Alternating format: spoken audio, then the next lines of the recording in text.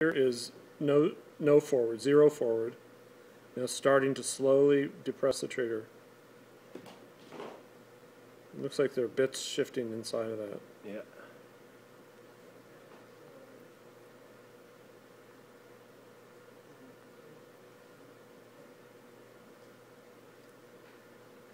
Okay, now the trigger's fully depressed. And now I let go of it. Now, right now we're going to turn the car to the right slowly.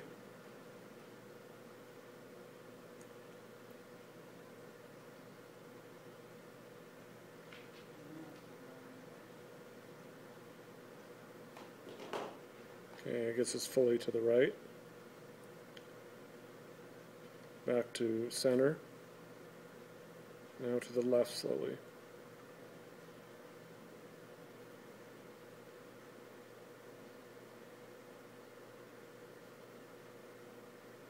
Okay, now it's all the way to the left. Center.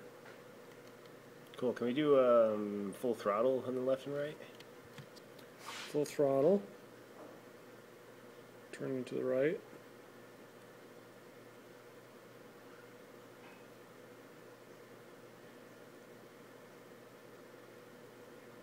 All the way to the right. Back to center. Full throttle still. Now zero speed. Full throttle. Hey. Going to the left.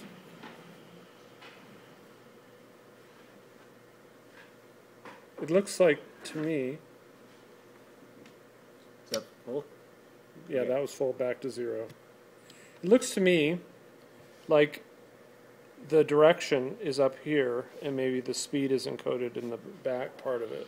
Okay. Just see how I'm Oh, doing yeah. speed, and see how the speed is changing in here? Yep. Letting the speed back to zero. Now, right. The front's changing. Although I can see a little bit of changes right back there. Now I'm going to the left. The front's still sort of changing.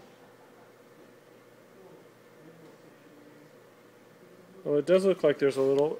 Do you see that too? Change in the tail end of it while we're turning. Is that while the change is happening? Does it settle out? It's a good question.